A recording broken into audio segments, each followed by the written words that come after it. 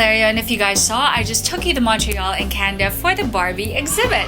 Okay, now I read somewhere, I swear to God, like it's like Barbie International Barbie Day or International Barbie Month, and I figured I've always been wondering how am I going to show this Barbie thing in Montreal to you guys.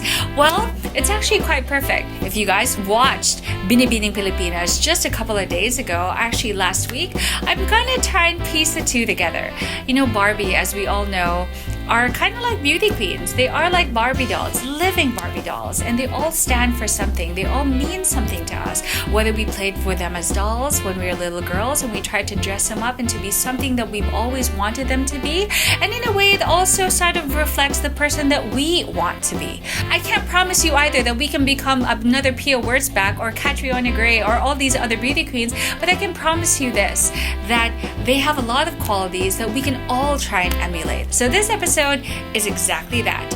How to be more confidently beautiful with a heart. Do you feel any pressure right now? No, I don't feel any pressure right now. Confident, all right. Number 1, personal style. Of course, I know that looks are not the most important thing, but hey, it is how you present yourself. Why do they call it a long gown competition? Why do they call it a swimsuit competition? Or they have like those best in national costumes. Ultimately, how you present yourself says so much about you. It is what serves first impressions, and sometimes when the first impression is so bad, just as how I keep repeating first impression is so bad, you can never really erase that, right? So, always present yourself, find a way to have something unique about you.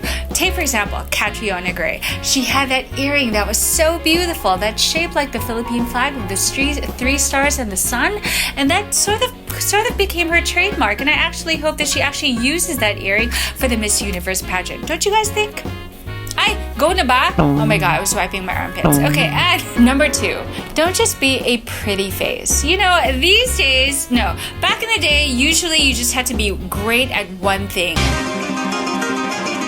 At the maximum 2 things. But remember, as Catriona said, you know, we are mothers and we are friends. As mothers, sisters, and friends. You heard the speech. But anyway, as women, there's so much more to us than being just a pretty face. Wobble, baby, wobble, baby, wobble, baby, wobble, yeah. So make sure that with that personality, as you're building all that foundation, you gotta build a personality too, right? Because with a face, you're giving them something to look at, but with a personality, you're giving them something to remember you by. So remember, face, personality, win-win. I won't change my legs because I'm contented with my long-legged. Number 3, real is rare. It's all about authenticity. You want to repeat the question one more time? Can you repeat it just one more time? All about owning up to it. You know, this day in social media, everything is so well manicured. Everything is all about a well curated feed. But you know what? Your Instagram feed is not your life. That's not real. And I appreciate people who are actually just so open and honest. Take, for example, Sandra Lemonon, Binibining contestant number 35. When she was asked about the bill program, and she was so honest.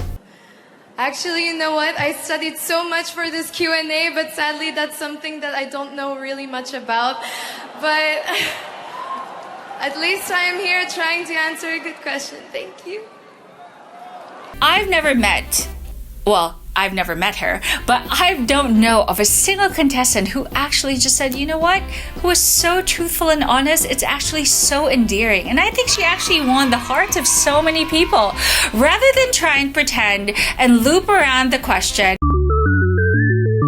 and not even know exactly what you're talking about, and you become the most famous meme on social media. From the rocky shores of Hawaii to the beautiful sandy beaches of Hawaii.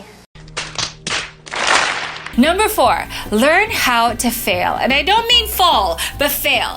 You know, there really is an art to winning. No, actually, there's no art because it's so joyful. It is such an amazing feeling that there's really no wrong way to do it. But when it comes to failing, it's actually quite difficult because it takes a lot of balls, a lot of humility, and just a lot of what? humiliation, right? It is just sucking it up. And no matter how you say, oh, I came out a better person, really, did you? Or like, no, but this is a really beautiful experience. Of course we know that. Or something like, oh, but like exactly. You don't have anything to say. So sometimes you become really defensive, you become really offensive, but sometimes being really graceful is the one thing that we are lacking. Perfect example of a person who really knows how to fall or take failure at that and even won at it, Miriam Cambao. I think that was 1999, where she was walking down on the runway and she slipped, and she did it so gracefully. She stood up with grace and she looked so pretty, and I actually think that's how she bagged, was it first runner-up, because she was so charming. When you can do that, when you can fail looking charming, looking graceful, and looking so eloquent, you are pretty much like a winner, because it takes so much more depth of character to be able to do that. Number 5, try. I mean, if that isn't enough, you have to try again. Take a look at Pia and Catriona. Pia had to join 3 times. Let's imagine, guys, she dedicated 3 years of her life in order to really bag the crown. And if it wasn't for that, if she didn't try hard enough, then we wouldn't have known what it's like to be a winner once again of Miss Universe. I actually loved what she said in, was it an interview or somebody made a comment, oh my gosh, she is so trying hard. Well, guess what?